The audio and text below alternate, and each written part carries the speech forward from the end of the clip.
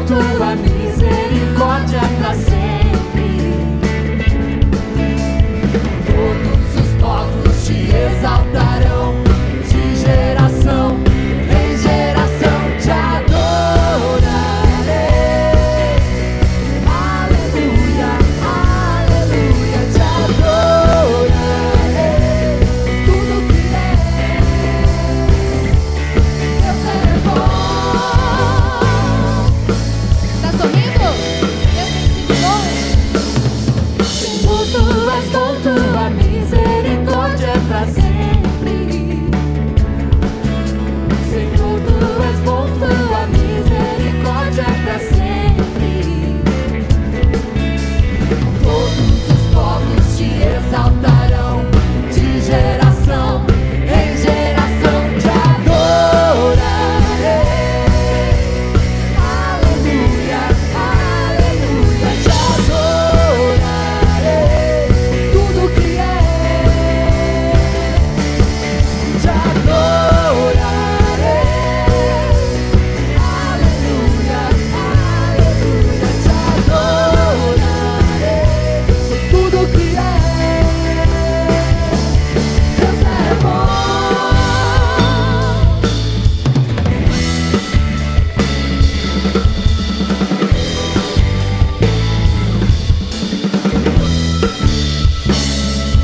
Deus é bom o tempo todo, o tempo todo. Deus é bom, Deus é bom o tempo todo, o tempo todo. Deus é bom, Deus é bom o tempo todo, o tempo todo. Deus é bom, Deus é bom o tempo todo, o tempo todo. Deus é bom. Celebre esse Deus, Ele é a nossa força, a nossa alegria.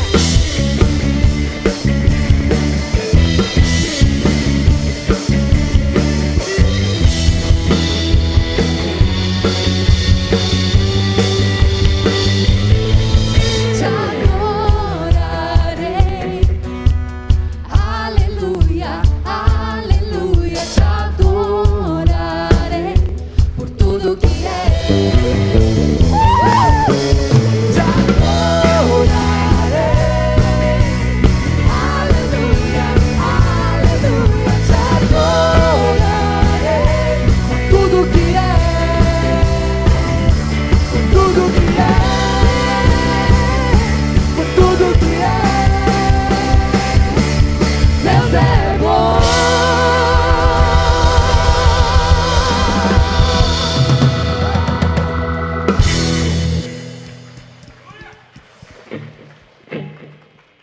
Este Deus tem transformado as nossas vidas. Este Deus tem transformado água em vinho. Este Deus é aquele que faz renovar a nossa fé.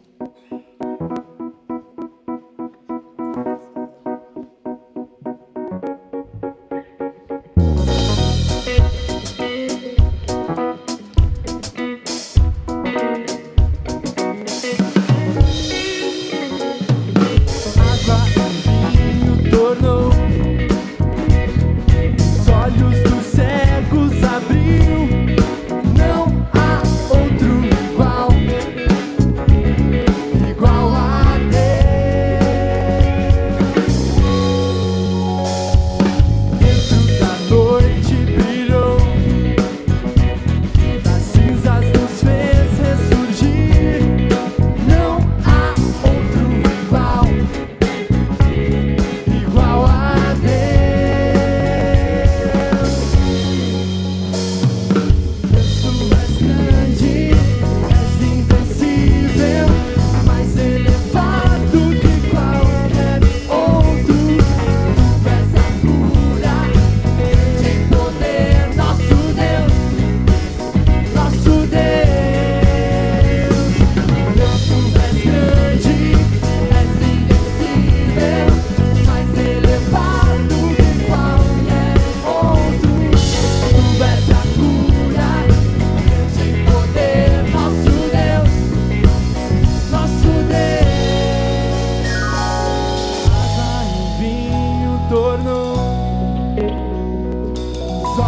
dos cegos abriu. Não há outro igual a Deus. Ele brilhou na sua noite? Dentro da noite brilhou. Com um sorriso, declare isso.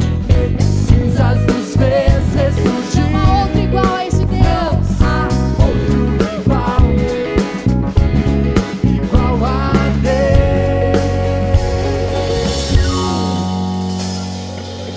Tu és grande, és invencível, mais elevado que qualquer outro.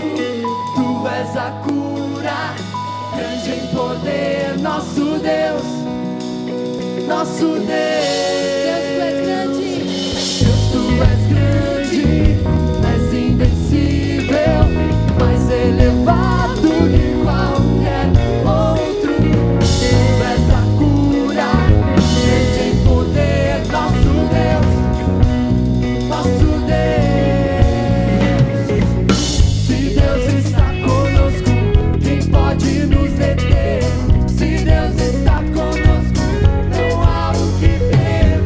Se Deus está Declare isso, conosco, fé. quem pode nos deter? Se Deus está conosco, não há o que temer. Não há o que temer.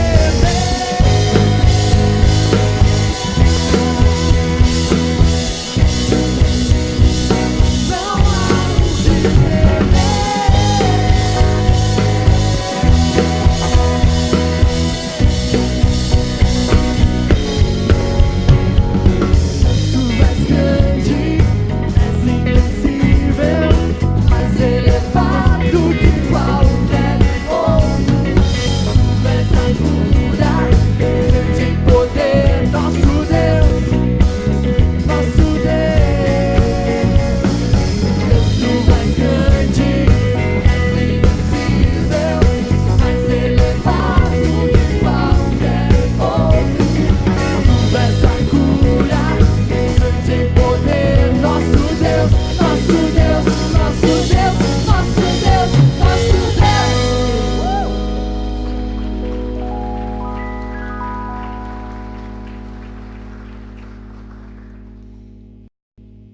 Deus, Ele tem um jeito engraçado às vezes de nos ensinar as coisas. Ele estava vivendo lá com seus discípulos, passou aqueles 3 anos, caminhando com eles, fazendo milagres, ensinando, pregando, indo de cidade em cidade. Eles passaram tantos momentos especiais juntos, tantos momentos difíceis juntos, mas eles sabiam que Jesus estava ali com eles. No fim das contas, a gente corre ali para Jesus e Ele sabe o que fazer. Mas eles sabiam que aquele tempo estava se acabando. Jesus estava dizendo: gente, daqui um pouco eu não vou estar mais aqui. Daqui a pouco eu não vou estar aqui fisicamente com vocês, te falando, te dizendo o que vai acontecer. Isso gerou uma ansiedade no coração dos discípulos. Mas o que? Como é que você está falando isso? Agora vocês me veem, daqui a pouco vocês não vão me ver mais. Como assim? Ele falou: não se preocupe, eu vou, mas eu volto. Eu vou, mas eu volto. Apegue-se nisso. Essa canção que nós declararemos agora, ela diz que nós aguardamos com ansiedade, com alegria, o nosso Rei, que vem com poder e com glória. Mas para que Ele venha e nos resgate, nos restaure por completo, Ele pede uma coisa só: entregue-se. Deixa eu limpar o teu coração, para que você possa ver o meu agir, para que você possa me conhecer de verdade. Vamos declarar isso. Jesus vai voltar.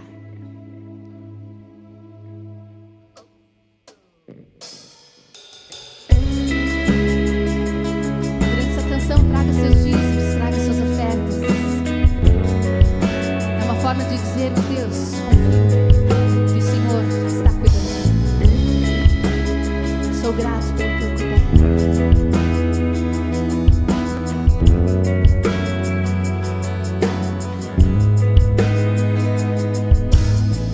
Eu vejo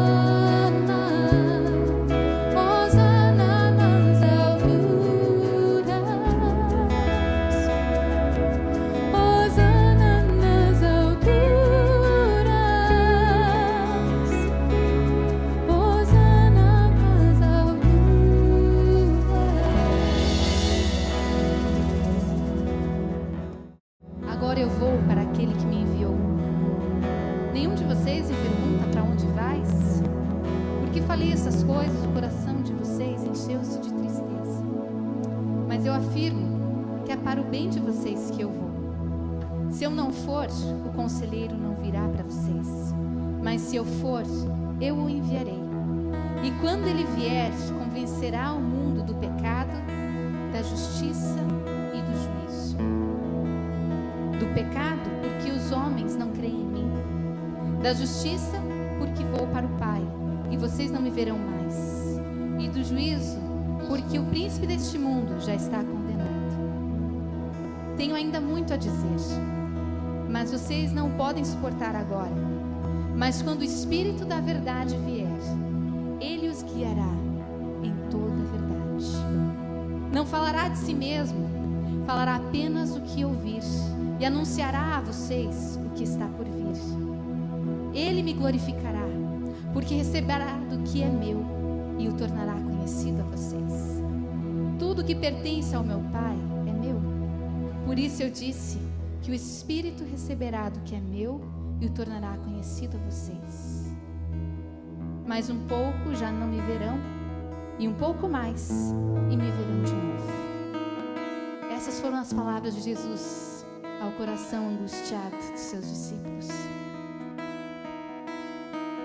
Nós não vemos Jesus fisicamente, não temos o privilégio de comer com Ele, conversar com Ele, falar: "Oh, Jesus, como é que está hoje? Estou triste por causa disso." Mas Ele enviou, Ele cumpriu a sua promessa. Ele disse aos seus discípulos que enviaria o Consolador, o Espírito. E esse Espírito já está aqui. É esse Espírito que nos convence todos os dias da presença inegável de Jesus Cristo, Rei dos Reis, ressurreto, vivo, atuante em nosso meio. É o Espírito Santo de Deus que revela para nós o quão precioso é conhecer ao Deus, o Criador do universo. É o Espírito Santo de Deus que consola e que nos conforta na nossa caminhada todos os dias. És bem-vindo aqui, Espírito Santo de Deus.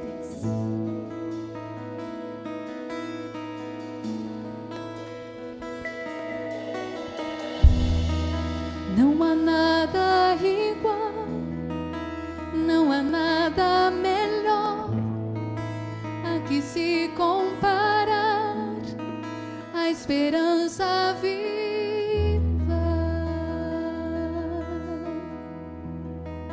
Tua presença.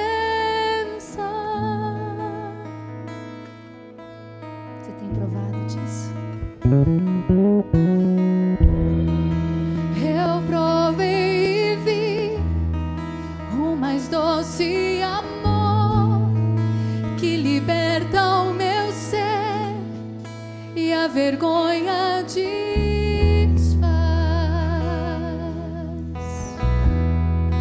Tua presença.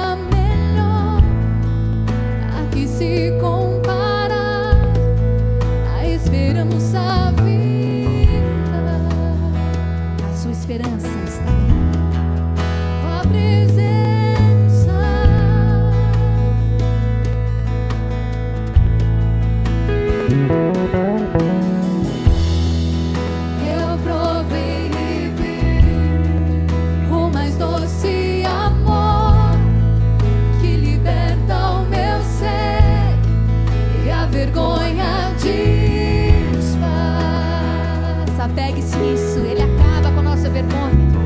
Ele nos dá a sua presença viva e real.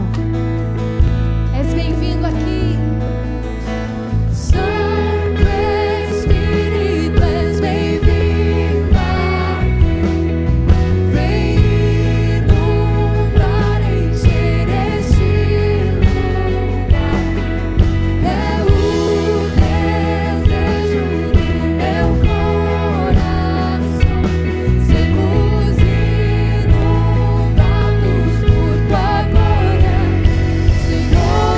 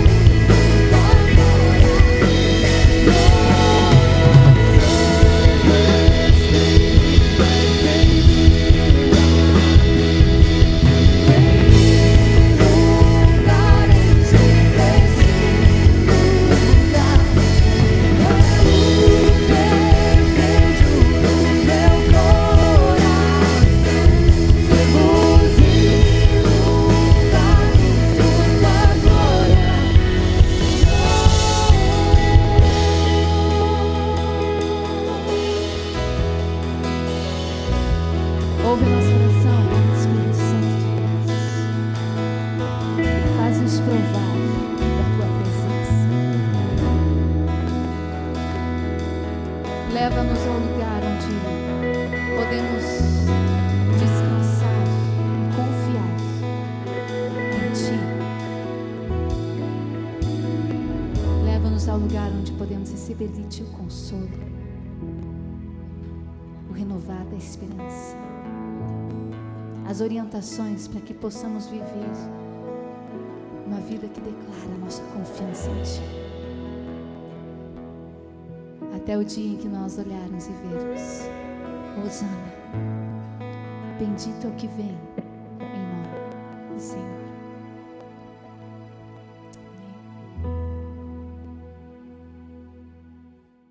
Nesse lugar, e que não existe presença mais doce, mais forte do que essa. Amém? Eu queria lhe encorajar nessa manhã a se desarmar diante dele. A gente tem tantos preconceitos já elaborados preconceitos teológicos, preconceitos experienciais, que às vezes podem funcionar como filtros e nos impedirem de enxergar e de experimentar essa presença, a presença mais doce do universo, a presença do Espírito Santo que está aqui conosco. Eu queria lhe encorajar simplesmente a depor as armas, a abrir mão de reservas, de conceitos e simplesmente se entregar. Como uma criança que numa situação de risco, com medo, vê o papai ou a mamãe com o braço aberto e fala: pode pular, filhinho. E a criança se joga porque sabe nos braços de quem está se jogando. Eu queria lhe encorajar a fazer isso nessa manhã, nos braços do Espírito Santo de Deus, e permitir que Ele encha a sua vida. Ele dá sentido a tudo que a gente ouve e experimenta no tocante a Deus e a sua palavra. Ele é consolador, Ele é ensinador, Ele é capacitador, Ele é orientador. Ele é presença quente e forte. Ele é presença doce e meiga. Esse é o Espírito Santo. Eu queria lhe encorajar.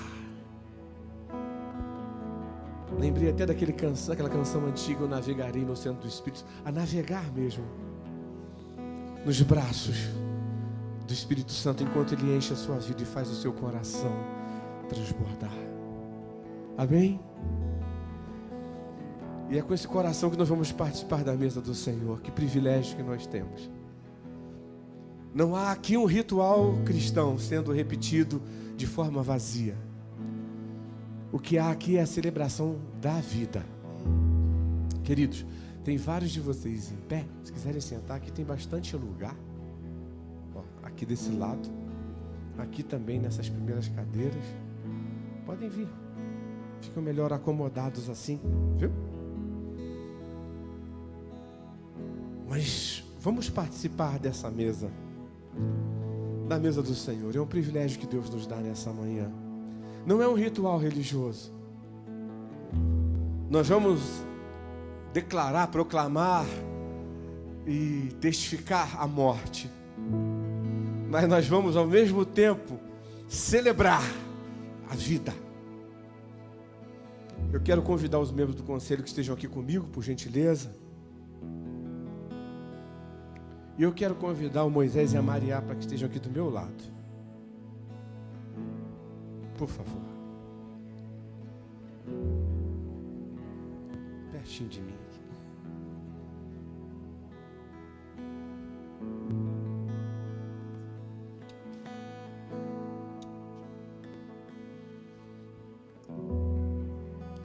Nós estamos diante dessa mesa e Deus nos dá o privilégio de lembrarmos e proclamarmos. E nós falamos aqui que também de celebrarmos. Aqui nessa mesa há um cálice. Vou pedir para a Maria segurar para mim, por favor. E tem um conteúdo que é o suco da uva, simbolizando o vinho, que fala do sangue de Jesus. E se fala de sangue exposto fora de um corpo, significa que houve morte. Aqui há pão. E o pão, ele aparece por muitas vezes nas Escrituras, simbolizando aquilo que Deus quer fazer e que Ele faz conosco, no sentido de saciar a nossa fome. E o próprio Senhor Jesus reivindica isso quando Ele diz: eu sou o pão vivo que desceu do céu. Quem comer de mim não vai ter fome não. Acabou a fome. Ele está falando da fome existencial, da fome de vida, que todos nós trazemos dentro de nós. O buraco que a gente tem dentro de nós é a falta de sentido que a gente às vezes enxerga em muitas formas de viver. É a falta de Deus. E somente Ele mesmo pode saciar isso e completar isso em nós. E ao comer o pão nessa manhã e beber o cálice, o que nós vamos fazer é trazer à memória. Estamos erigindo aqui um memorial nesse domingo, nesse dia, na nossa vida, na nossa história, dizendo: olha, Jesus verdadeiramente morreu. Jesus verdadeiramente morreu. O sangue de Jesus verdadeiramente escorreu naquela cruz, manchou o chão onde aquela cruz estava de pé. Isso é real. Isso aconteceu, porque antes que acontecesse, ele reuniu os seus amigos e disse assim: ó, façam isso em memória de mim até que eu venha. Vocês vão entender o que vocês estão fazendo, mas façam até que eu venha. Ele queria que nós não nos esquecêssemos. Não nos esquecêssemos a vida que recebemos. A gente se acostuma com as coisas, e principalmente com as coisas boas. E quando a gente se acostuma demais, aquilo acaba se tornando corriqueiro e muito normal. E a gente acaba às vezes não valorizando como deveria valorizar. Por isso ele fala: antes que isso aconteça com vocês, façam em memória de mim. Lembre, lembre, lembre, lembre. Mas há um ato proclamador aqui também.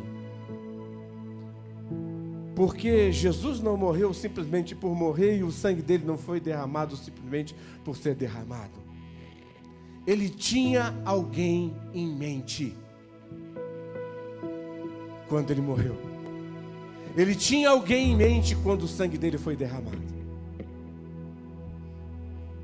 Primeira pessoa singular, quem ele tinha em mente? Eu. Você pode falar isso? Quem ele tinha em mente? Eu.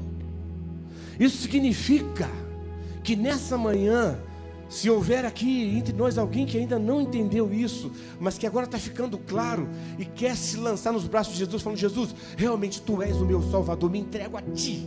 Você pode fazer isso agora.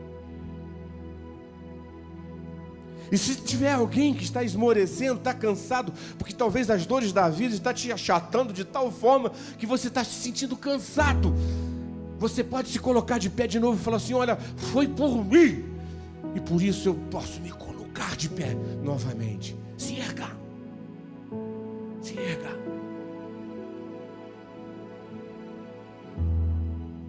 Você vai comer o pão. Você vai se alimentar de Cristo. O pão não vai virar carne, não. É pão mesmo, você vai continuar sentindo o gosto do pão.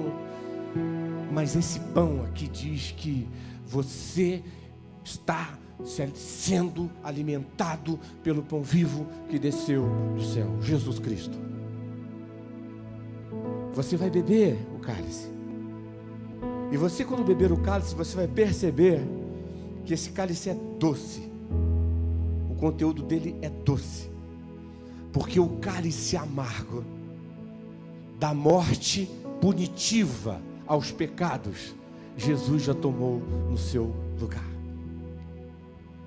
E você pode tomar o cálice doce da vida nessa manhã. E para que nós não nos esquecêssemos, ele tomou um pão e partiu. Disse: esse é meu corpo partido por vocês. Façam isso em memória de mim, até que eu venha. De modo semelhante, ele pegou o cálice. Você pode ir aqui um pouquinho, Maria. Disse: esse cálice é o cálice da nova aliança. É o meu sangue. Eu sei que o preço é alto, mas eu não abro mão de você. Não importa o quanto doa para mim. Foi isso que ele fez. E por isso nós temos acesso a essa mesa. Amém? Vamos orar agradecendo. Obrigado, Senhor, por tamanha manifestação da tua graça. Obrigado por este pão, que ele mostra para nós que nós já fomos alimentados por ti, Jesus. O Senhor é o pão vivo que desceu do céu e sacia a nossa fome existencial, a nossa fome de vida. Obrigado pelo cálice doce, porque o amargo do sofrimento o Senhor já tomou em nosso lugar. Obrigado porque através do derramamento do teu sangue, os nossos pecados são purificados, tratados, arrancados, anulados, transformados, são feitos desaparecer. Obrigado, Senhor. A Ti toda a honra, toda a glória e todo o louvor. Em Teu nome que oramos, Senhor. Amém.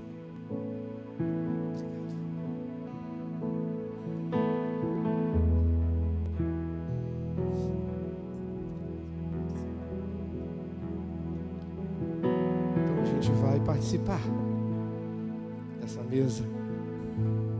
Mais uma vez, esse privilégio maravilhoso que o Senhor nos concede. Eu queria lhe convidar a fazer isso com alegria.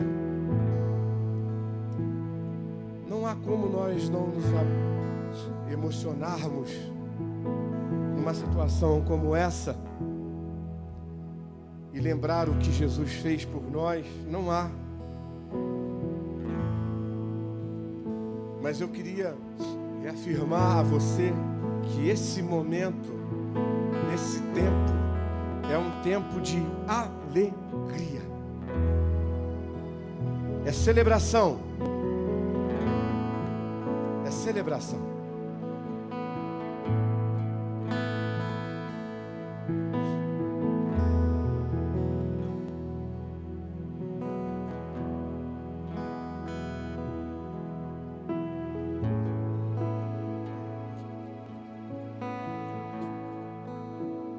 Olha só, você tem aqui para cada fileira uma dupla, você pode se servir. Na hora que terminar, fica tranquilo, a gente vai repondo. Se alimente e fale assim: coma e beba vida nessa manhã. Amém? Você vai comer e beber o quê? Vida. Então vamos fazer com alegria. A gente sai aqui pelo lado esquerdo, volta pelo direito, na medida do possível. Às vezes aperta um pouquinho, não tem problema. Mas venha, pega o pão, pega o cálice, volta para o seu lugar. E depois a gente vai comer e beber juntos, ok? A mesa do Pai está posta. Os filhos são bem-vindos à mesa.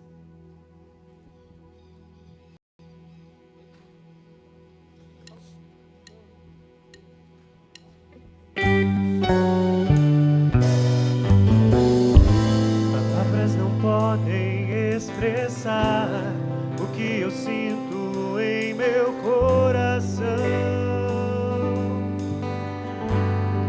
Responda ao amor com amor. Nem mesmo as notas das canções me mostrarão o que há em meu ser.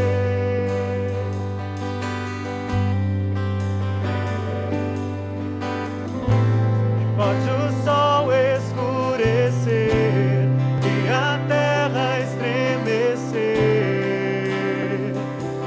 eu não vou te deixar.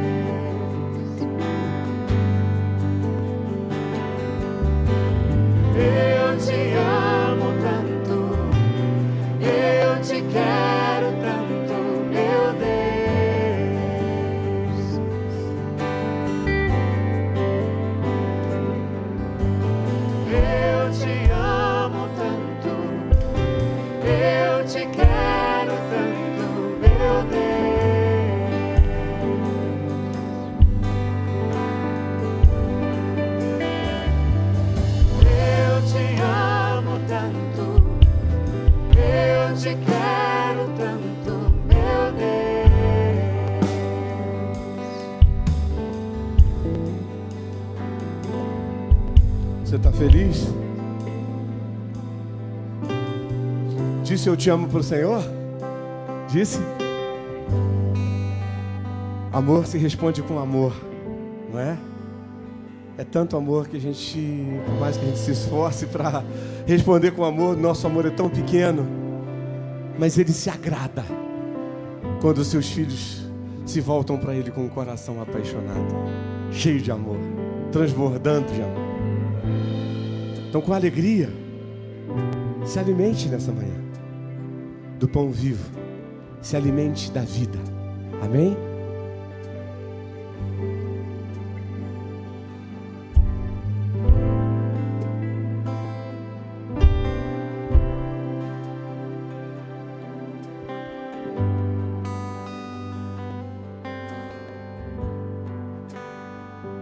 Obrigado, Senhor, por este pão, obrigado por esse cálice, obrigado pelo fato do Senhor nos alimentar nesta manhã.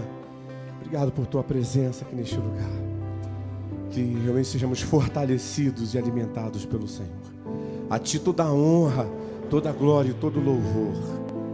A Ti os nossos corações rendidos. A Ti a nossa vida submissa ao Teu amor, ao Teu querer, à Tua vontade. Nós oramos gratos em nome de Jesus. Amém.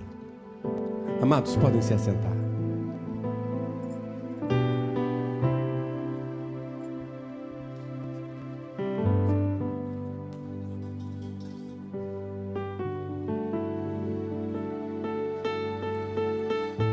Bom dia a todos. Hoje temos apenas 2 recados rápidos.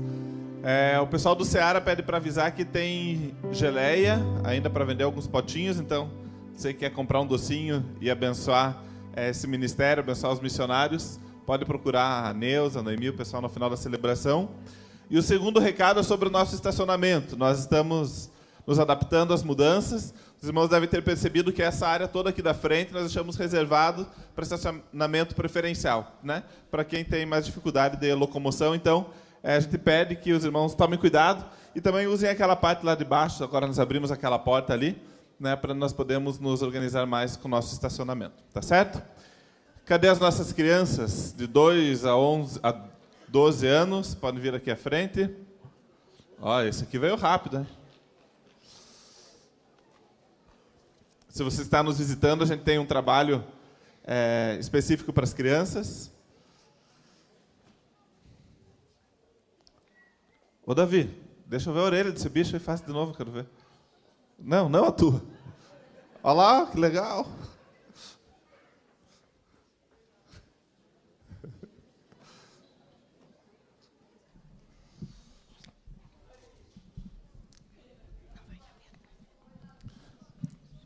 Vamos orar mais uma vez? Vamos orar, criançada? Deus, muito obrigado por esse tempo especial na Tua presença, onde podemos lembrar aquilo que o Senhor fez por nós, ó Pai, onde podemos engrandecer o Teu nome.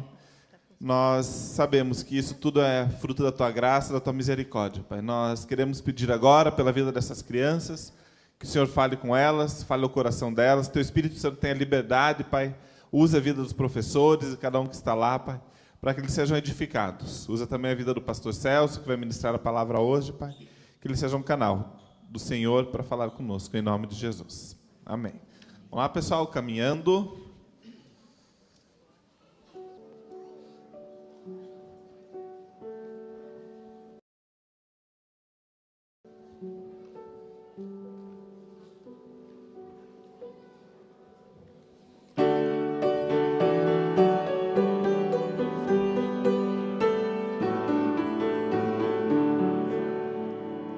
Seja bendito o Cordeiro, e na cruz por nós padecer.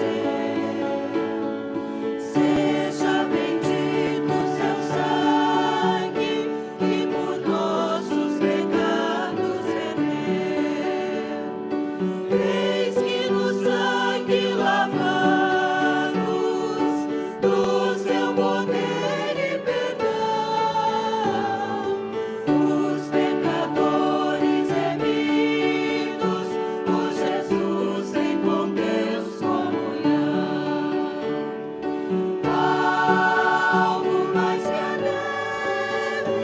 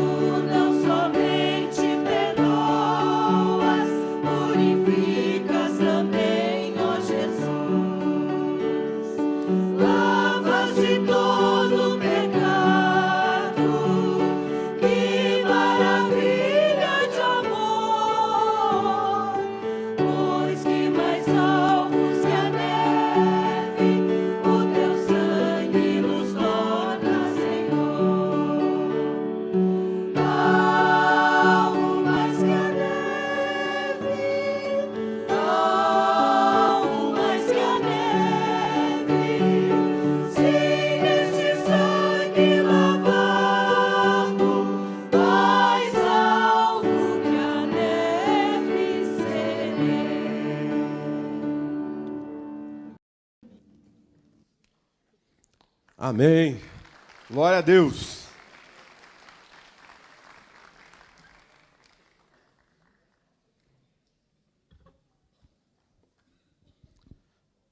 Que bom saber disso, né?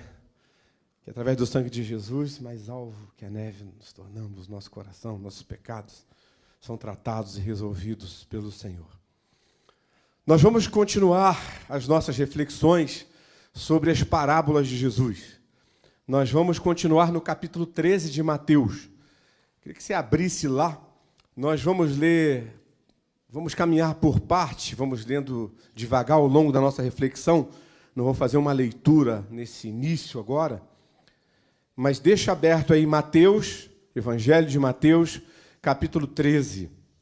A partir do verso 31, a gente vai conversar um pouquinho sobre isso. Há 2 domingos atrás, se vocês se lembrarem bem, antes de eu continuar, deixa eu só fazer uma coisa. Eu queria fazer mais uma oração, pode ser? Vocês me permitem? No domingo passado, nós oramos pelo Luiz, né? E o Luiz, a situação dele está delicada, ele está na UTI. A gente precisa interceder por ele, porque existe uma série de agravantes, a diabetes, existe a hemodiálise que ele fazia, e ele fez uma como chama? Safena, né? E, então foi um processo realmente desgastante. Ele está na UTI, ele usava o marca-passo, teve que desativar o marca-passo para poder estar entubado. Então nós precisamos continuar orando por ele, pela família, certo, James? Isso mesmo, né? Continuar orando pelo Luizão, pela família deles. Podemos fazer isso? Colocar diante de Deus a vida do Luiz. Aí onde você está, pense no Senhor, eleve o teu pensamento a Ele, e nós vamos orar. Obrigado, Deus, porque o Senhor está conosco, obrigado por tua presença aqui. E, Deus, a tua palavra diz que, se tratando do corpo de Cristo, quando um se alegra, todos se alegram, e quando um sofre, todos sofrem. A dor do Luiz e da família dele, nesse momento, as inseguranças, as batalhas, os conflitos interiores no coração dele são nossos também. E por isso, como igreja, nós queremos reagir, como um corpo reage quando aparece alguma enfermidade no corpo, nós queremos reagir como corpo, como igreja do Senhor. Reagir em favor da saúde do Luiz, da restauração, do restabelecimento da saúde dele. Deus, tu pode agir ali, não importa o grau de complexidade da condição dele nesse momento, porque para o Senhor não há impossíveis. E por isso nós nos dobramos diante do Senhor e pedimos uma intervenção tua, naquilo que é impossível para nós, naquilo que é impossível para a própria ciência, que, Senhor Deus, a tua boa mão seja favorável ao Luiz nesse momento, seja favorável à família neste momento, Senhor Deus. Nós cremos, ó Deus, como filhos, como corpo de Cristo reagindo em oração, nós pedimos saúde para ele nesse momento. Pedimos que o Senhor intervenha com saúde.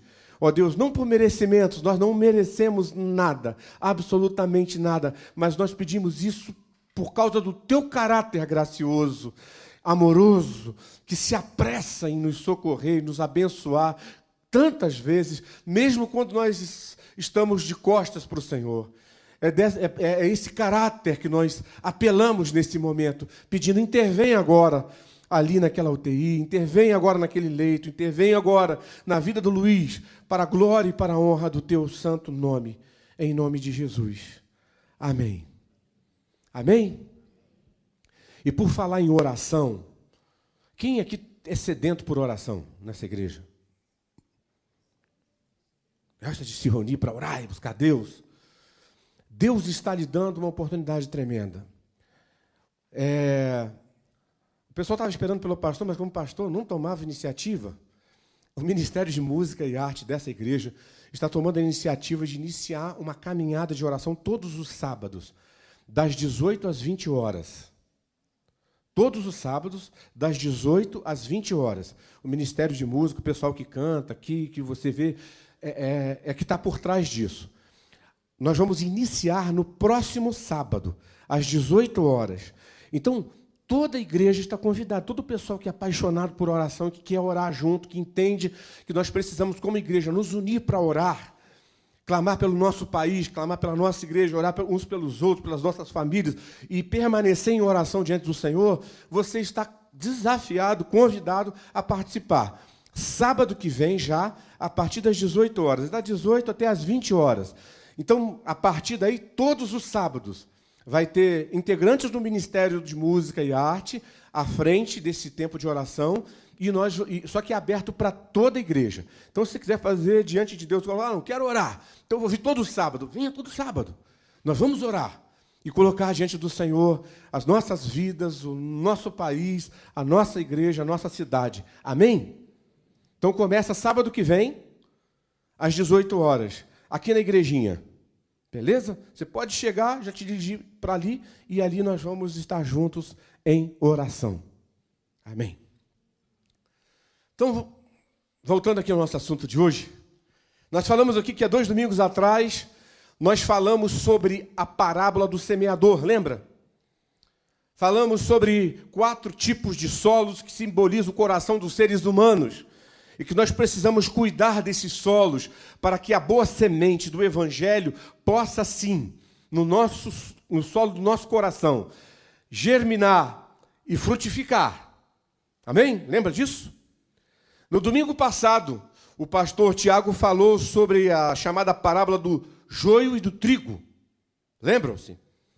E deixou claro ali para nós que não cabe a nós nenhum julgamento sobre quem é joio ou sobre quem é trigo. Porque nós julgamos baseado somente no quê? Na aparência. Por exemplo, as pessoas, eu não sei por que olham para mim e acham que eu sou comilão. Não sei, mas julgamos pela aparência. Julgamos sempre de forma superficial.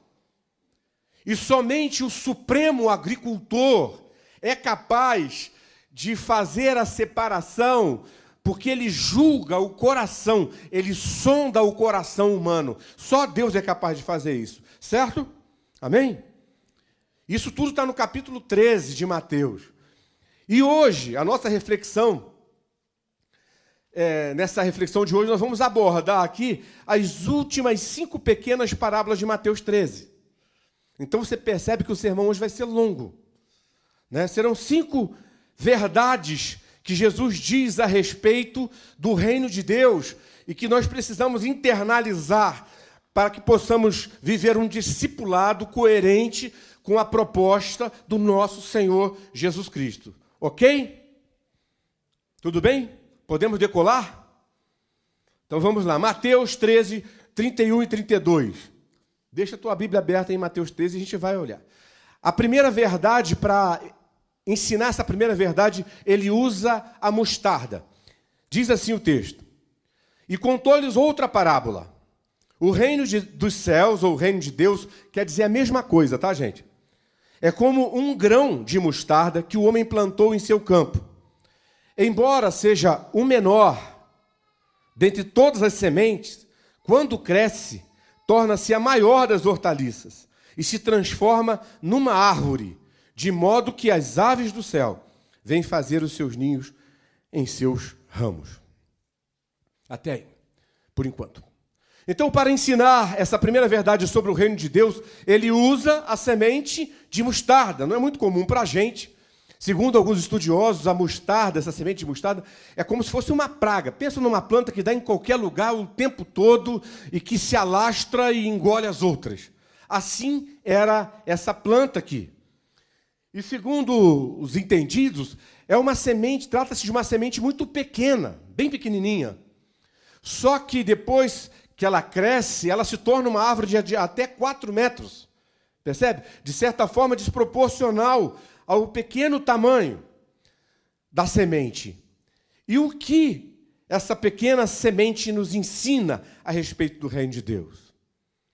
O reino de Deus é uma presença no mundo onde nós vivemos que, às vezes, no início pode parecer até mesmo insignificante, imperceptível,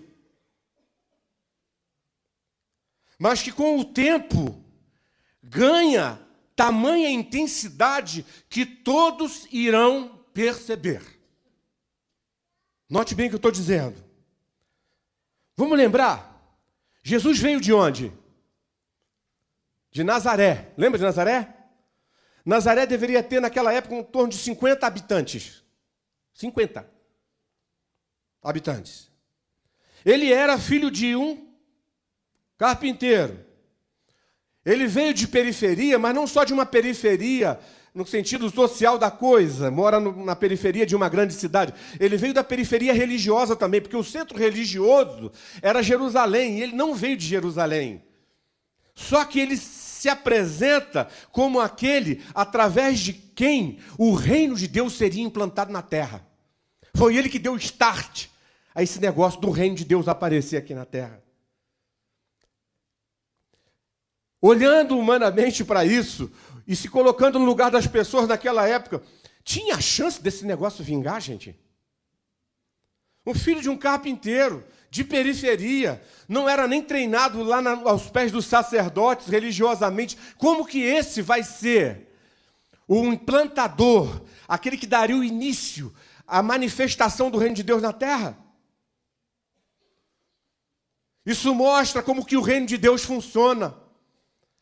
O começo foi simples, sem glamour, mas era o reino acontecendo dentro da sua proposta, porque a proposta do reino não é glamour. A proposta do reino foi, no seu início, e será sempre a da simplicidade. O reino de Deus não teve pressa em se mostrar no seu surgimento. Mas Jesus diz assim, olha, que com o passar do tempo, até mesmo as aves do céu encontrarão em seus galhos abrigo. O que ele quer dizer com isso? Que as pessoas perceberão, entre todos os reinos que se conheça sobre a terra, que aquele reino de Deus é diferente. E muitos, que bom se fossem todos, mas muitos se abrigarão nele. Aqui é bem provável, para quem conhece um pouco da história lá do Antigo Testamento, está me dando um calor. Posso tirar esse negócio? Vocês me permitem?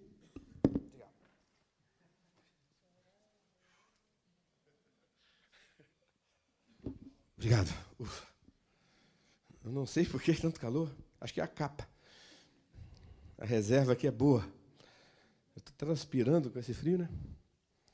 É bem provável aqui que Jesus estava fazendo referência àquela profecia de Daniel, lá em Daniel 4, quando fala de quando Nabucodonosor tem um sonho, aquele rei bacana tem um sonho, e ali de que haveria um reino que se sobreporia sobre todos os outros reinos.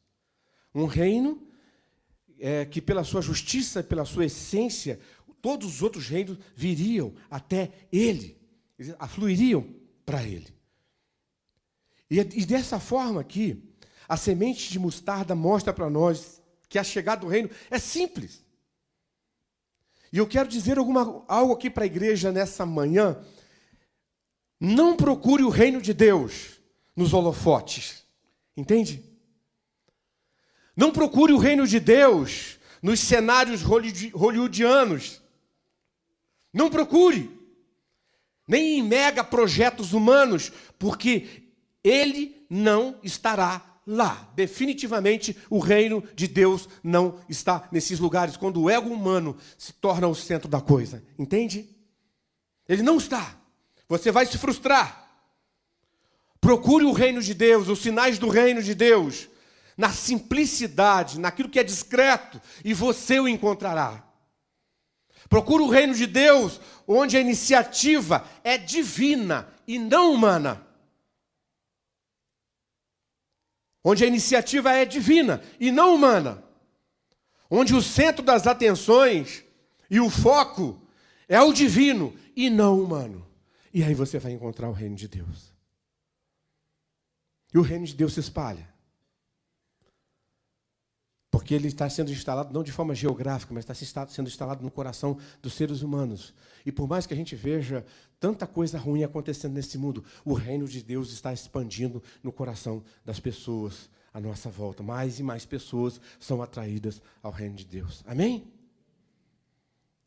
Uma outra verdade sobre o reino está no verso 33, Mateus 13, 33. Diz assim: e contou-lhes ainda outra parábola.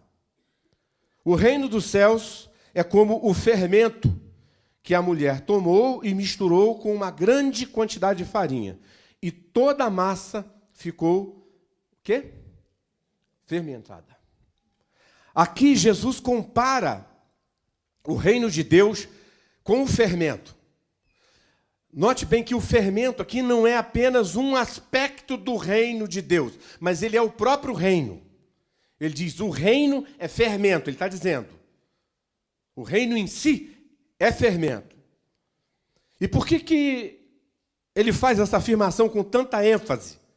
Porque por mais que Deus tenha feito de nós aqui, da sua igreja, um instrumento disseminador, divulgador do seu reino aqui na terra, o reino de Deus não está limitado à igreja.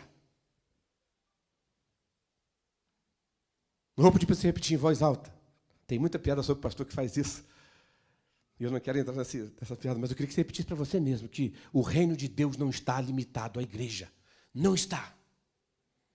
A igreja deve ser proclamadora do reino? Sim, sim. A igreja deve ser demonstradora do reino? Ela deve demonstrar na prática como que o reino funciona? Sim. Mas ela não está acima do reino. A igreja não é dona do reino de Deus. O reino é dono da igreja. Porque ele é infinitamente maior que a igreja. Porque o reino de Deus, comparado aqui ao fermento, ele penetra todas as coisas. O reino de Deus penetra o quê nesse mundo, gente? Tem coisa que é meio esquisita por aí, não tem? Mas ele é capaz de chegar lá? Sim. Sim. O reino de Deus, ele lança por terra, ele joga por terra aquela nossa necessidade que a gente tem, ou tendência que a gente tem, de dividir tudo, entre sagrado e profano. A gente não vive assim? Parte do mundo é do diabo, parte do mundo é de Deus, parte daquilo é do capeta, isso aqui é... E aí você cria a imagem de um Deus fraco, que não domina nada, só domina uma parte. O meu Deus não é esse Deus fraco. O Deus da Bíblia não é esse Deus fraco. Porque o reino de Deus permeia tudo nesse mundo.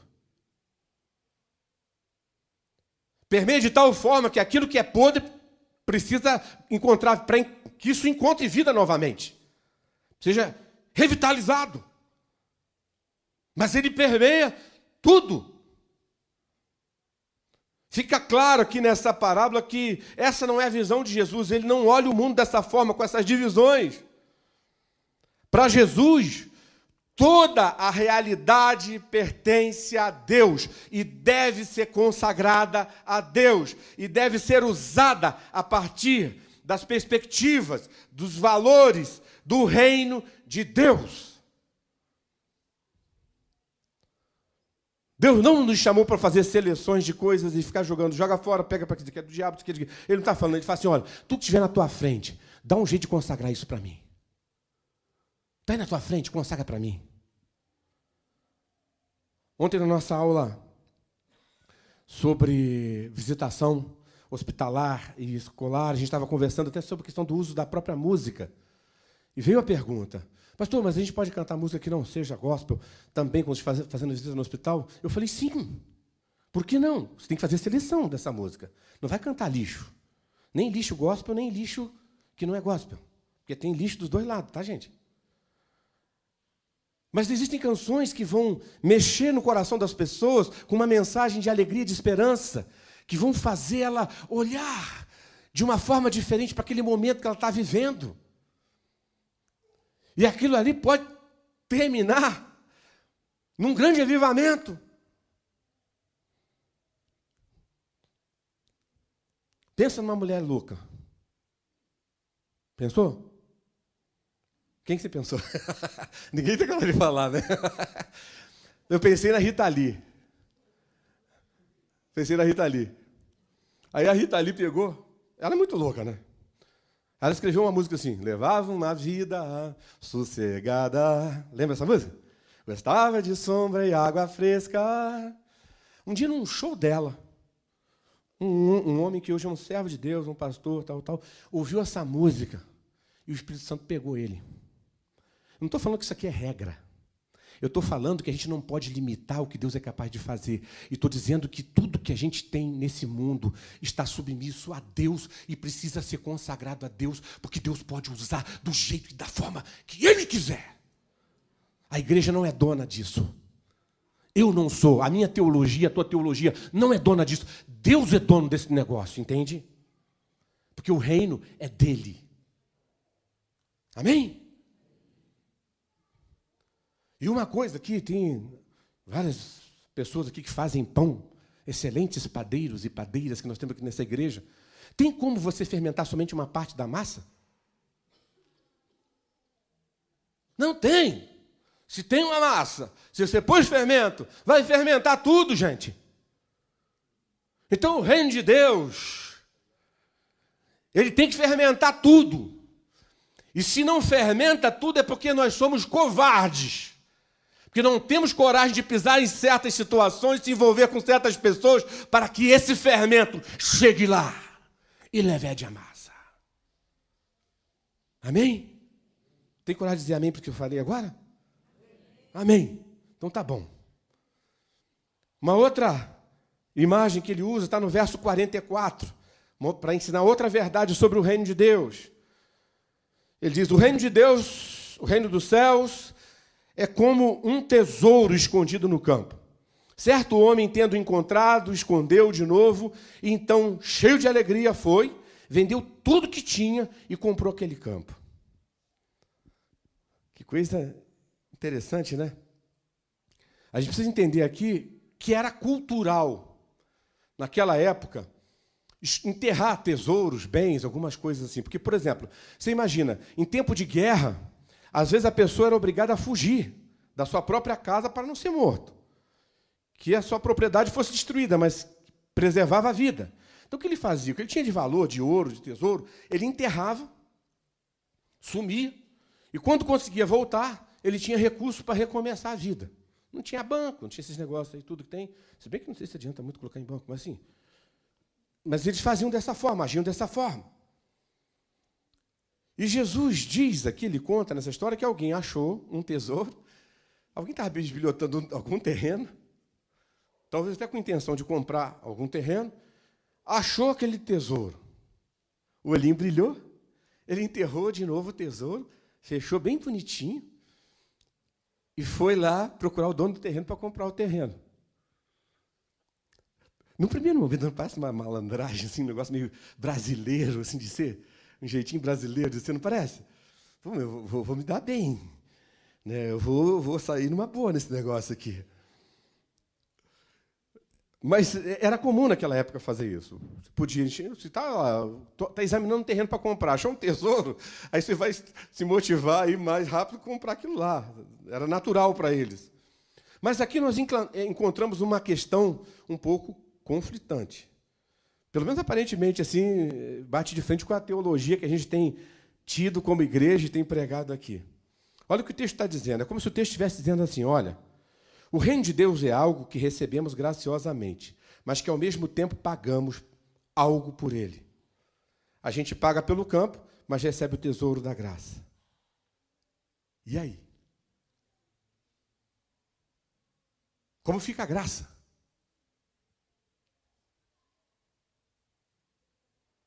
E aí, Moisés? Como é que fica a graça? Eu vou citar Billy Graham porque é o seguinte. Billy Graham, todo mundo sabe quem é. Celso, não tem vídeo no YouTube, não tem livro escrito, não tem nada dado aí. Celso fala, pode parecer assim, é só o Celcinho que falou lá, o carequinha. Mas Billy Graham disse o seguinte, olha só que coisa interessante. Ele diz assim, a salvação é um ato da graça de Jesus. Não nos custa nada. Tudo bem? Mas o discipulado, o seguir a Jesus, nos custa tudo. Digere essa frase.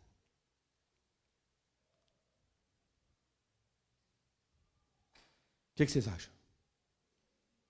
Faz sentido? A salvação é um ato da graça de Deus. Custa alguma coisa para você? Não. A mesa nos ensinou isso, que nos lembrou isso aqui de novo. Não custa nada. Mas o discipulado, o seguir a Jesus, nos custa tudo. E essa frase dele faz sentido, porque senão nós não teríamos na Bíblia, por exemplo, textos como Lucas 9, 23 e 24. Jesus dizia a todos: se alguém quiser vir após mim, negue-se a si mesmo, tome diariamente a sua cruz e siga-me. Pois quem quiser salvar a sua vida, perdê-la-á. Mas quem perder a vida por minha causa, este a salvará. Percebe aqui? Tem um filósofo, escritor cristão chamado Dallas Willard. Ele escreveu muita coisa sobre espiritualidade. Se você achar algum texto dele e para ler, seria interessante. Só que ele diz aqui uma coisa interessante. Ele diz assim, um equívoco que a gente comete às vezes. A graça de Deus não é o oposto de sacrifício, mas é o oposto de mérito. Entendeu? Tem muita gente que quer baratear a graça e entende a graça como sendo oposto de sacrifício. Não, o sacrifício já foi feito, não tem preço para ser pago, eu não sofro mais, está tudo bem, estou salvo.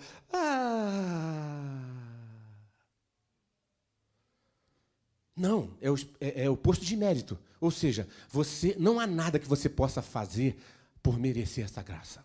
É o oposto disso. Mas no discipulado,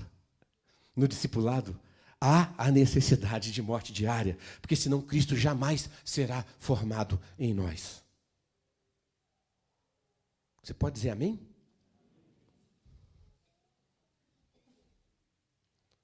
Então, olhando aqui para o nosso texto, a manifestação da graça, o tesouro, exige de nós, não por imposição de Deus, ou por oposição de quem quer que seja, uma postura, preço pago pelo terreno.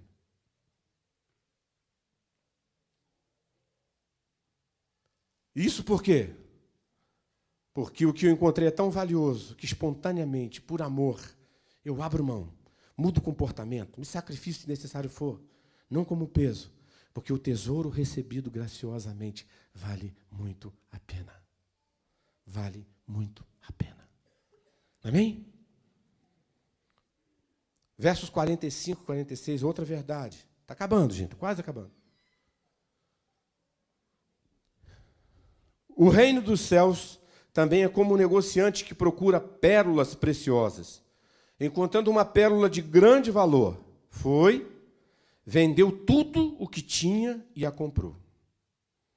Curtinhas nessas parábolazinhas aqui que Jesus trouxe, por isso a gente colocou meio que em sequência aqui. Mais uma vez, aqui nesse texto, alguém abre mão de tudo pelo reino de Deus. Mais uma vez, aqui para a gente, pode parecer também contraditório com aquilo que nós entendemos sobre a teologia da graça. Mas Jesus não está tratando aqui de valores que podem negociar ou comprar o reino de Deus, ou comprar coisas relacionadas ao seu reino. Ele não é disso que ele está falando, não. Na verdade, o que ele está destacando aqui é o valor do reino, ou o valor absoluto do reino. Ele deixa claro que quando o valor do reino é percebido, quando o valor do reino é entendido, quando o valor do reino é encontrado por alguém, ele automaticamente relativiza os outros valores. Você percebe? É nesse ponto, não estou falando isso aqui para ninguém julgar ninguém, porque um dos questionamentos que a gente sempre recebe quando você levanta a bandeira da graça é o seguinte: mas é aquelas pessoas que falam que tem Jesus, que receberam a graça, mas continuam fazendo um monte de coisa errada, ainda não entendeu o valor do reino, ainda não conheceu o valor do reino, porque a partir do momento que conhece o valor do reino, ele relativiza os outros valores, principalmente aqueles que chocarem com o reino, aqueles que estiverem norteados por princípios e valores que batem de frente com os valores e princípios do reino de Deus.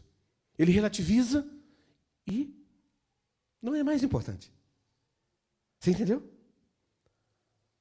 É por isso que Jesus chega ao ponto de falar que não há quem tenha deixado pai e mãe, que isso pode chegar até a acontecer.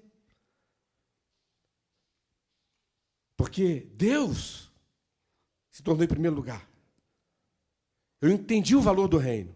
E eu me jogo nesse reino, de tal forma que eu relativizo tudo mais à minha volta. É o que essa parábola da pérola nos ensina. E uma forma da gente colocar assim, uma forma bem tranquila para a gente assimilar, é como se Jesus estivesse dizendo assim: olha, tudo que você tem é meu. E a pérola é tua. Top? Para a pérola ser totalmente tua, tudo que você tem precisa ser meu. Entendeu? É como se ele continuasse dizendo assim: tudo que você tem é meu, mas cuida para mim. Eu deixo você cuidar para mim daquilo que é meu. A tua vida, a tua esposa, o teu marido, os teus filhos, os seus bens, a sua vocação, a sua inteligência, a sua capacidade, tudo isso pertence ao Senhor. E Ele deixa você cuidar de tudo isso para Ele. É dele. E ao abraçar o reino de Deus, quando eu abraço o reino, quando eu sou envolvido pelo reino, tudo o que tenho é de Deus. Porque participar do reino de Deus custa tudo. Entendeu? Mas Ele me concede usufruto. Mas custa tudo. E o último ensino, a última verdade, é a rede. Não é nenhum filme de ficção científica, nem aquele negócio lá do Netflix, como é que chama? Uma série nova. Mas é rede. Mateus 13, 47 a 50 diz assim: o reino dos céus é ainda como uma rede que é lançada ao mar e apanha toda sorte de peixes. Quando está cheia, os pescadores a puxam para a praia. Então se assentam e juntam os peixes bons em cestos, mas jogam fora os ruins. Assim acontecerá no fim desta era. Os anjos virão, separarão os perversos dos justos e lançarão aqueles na fornalha ardente, onde haverá choro e ranger de dentes. Jesus encerra essa série de parábolas aqui, reforçando o ensino já compartilhado lá na parábola do joio e do trigo, porque lá também fala disso, de separação e de fogo, de queimar. Há uma separação entre pessoas. Há uma separação entre aquelas que praticam maldade e aquelas que praticam bem. Entre os filhos da luz e os filhos das trevas, os filhos de Deus, os filhos de coisa ruim. Mas quem vai efetivar isso, quem vai efetivar essa separação é Deus. Não somos nós. Porque nessa questão, nenhum ser humano está qualificado como juiz. Somente Deus, aquele que sonda os corações, é capaz de fazer essa distinção e essa separação. Só que Deus é generoso. Amém? Você concorda com isso? Deus é generoso. Porque antes dessa separação, todos, quantos? Estão desfrutando das bênçãos do reino dele. Sabia disso? Segundo Jesus, todos estão na rede. Pensa na rede como reino. Tem peixe bom e peixe ruim na rede? Será que no reino de Deus pode ter peixe ruim também? Segundo a Bíblia aqui tem. No momento certo, do encerrar das coisas, do fechar a cortina, Deus vai fazer separações. Aqui o texto está dizendo também para a gente. Mas o fato é que nesse momento, nesse exato momento, tem todo tipo de peixe nessa rede. E todo tipo de gente. E a gente precisa entender, eu tenho dito isso, quero reforçar aqui hoje, os religiosos, ou as pessoas da fé, como nós às vezes nos denominamos, não têm o monopólio do divino, não tem o monopólio do rei, não tem o monopólio do reino, e nem possuem privilégios, por isso, por serem quem são. Entendeu? Isso precisa ficar claro para a gente. Nós vivemos com essa sensação equivocada dentro do nosso coração, errada, e transformamos essa sensação em princípio de vida, em prática de vida. Mas é um grande engano, porque nós não somos melhores que os outros, e não temos privilégios diferenciados por termos sido alcançados pela graça de Jesus. O que ganhamos quando recebemos a graça é o discernimento da presença de Deus. Quem não tem ainda, não foi alcançado pela graça, não sabe que Deus está presente, que existe graça emanando o tempo todo. Mas para quem foi alcançado pela graça, ele discerne. E no vale mais profundo e escuro, ele sabe que não está só, porque Deus está ali. Tem uma presença, a presença do Rei está ali. Você entendeu? É isso que ganhamos. Sabemos que Deus está conosco. A diferença é somente essa. Jesus já tinha ensinado na parábola, nós falamos aqui sobre ela, do pai que amava apaixonadamente seus 2 filhos perdidos, que Deus não é banqueiro e nem contador. Lembra que nós falamos sobre isso? Porque Deus não nos trata, não trabalha baseado em crédito e débito. Eu tenho tanto débito que eu não posso ser aceito por Deus. Eu tenho tanto crédito que Deus tem que fazer umas coisas diferentes para mim. Não existe isso no relacionamento com Deus. Mas o que existe é que Deus é mais generoso. Não sei se eu vou apanhar depois. Mas Ele é mais generoso e mais inclusivo do que a maioria dos crentes gostariam que Ele fosse. Sabia? Deus é mais generoso e mais inclusivo do que a maioria de nós aqui gostaria que Ele fosse. A gente é capaz de chegar para Deus e falar, Deus, peraí, né? Esse cara também? Essa pessoa também? Deus, peraí, né? Rasga a rede e deixa vazar. Isso aí é peixe muito ruim. Está podre, está fedendo. Não deixa esse negócio perto de mim. Só que o fato de Deus ser generoso e gracioso não significa que Ele faça vista grossa para a maldade, para aquilo que é injusto, para aquilo que é imoral. O seu caráter continua santo. Amém? O caráter de Deus é santo, mas o seu amor é capaz de trazer para perto coisinhas sujas e feias e fedidas, como nós.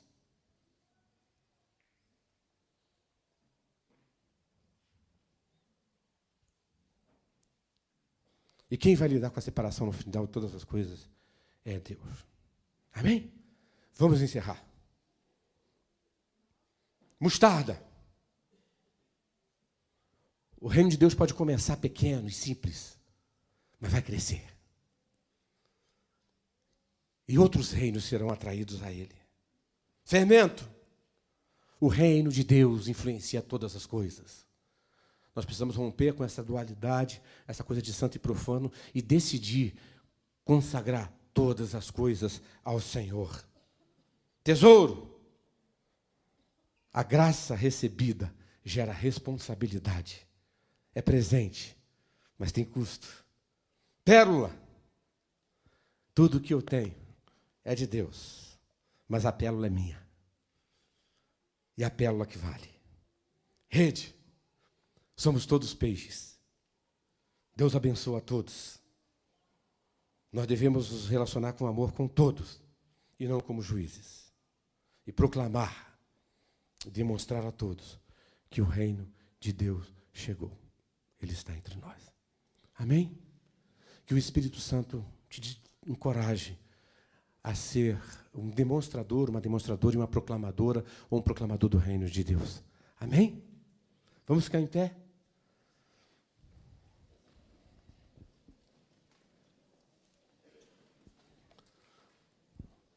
Obrigado, Senhor, por esse tempo que passamos juntos, pela Tua palavra. Pedimos que o Teu Espírito Santo continue nos alimentando com essas verdades que o Senhor nos ensinou nessa manhã, para que elas possam brotar e frutificar em nossas vidas. E que nós, como igreja, sejamos, sim, uma igreja proclamadora e demonstradora do Teu reino, não só em Campo Largo, mas por onde o Senhor nos levar, em qualquer lugar onde o Senhor nos levar.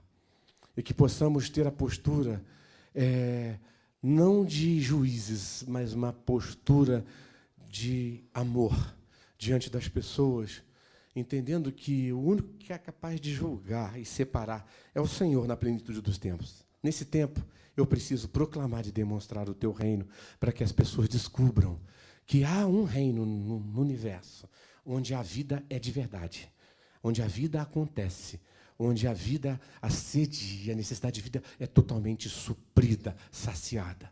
Senhor, capacita-nos a isso. É o que nós lhe pedimos em nome de Jesus. E que a graça do Senhor Jesus seja sobre a sua vida, como uma chuva boa, no tempo certo, encharcando o seu coração, fazendo da boa semente da palavra uma árvore frondosa e frutífera. Que o amor de Deus, o nosso Pai, que é derramado em nossos corações pelo Espírito Santo, transborde, aperfeiçoando cada um de nós na forma como nós amamos ao Senhor e amamos o nosso próximo. E que a presença confortadora, fortalecedora, ensinadora, capacitadora do Espírito Santo nos capacite a ser uma igreja proclamadora e demonstradora do reino de Deus, onde o Senhor nos levar. Que isso se cumpra sobre nós aqui reunidos e sobre o povo de Deus espalhado sobre a face da terra, hoje e sempre. Amém. Amém? Deus abençoe a todos. Abraça bastante antes de ir para casa.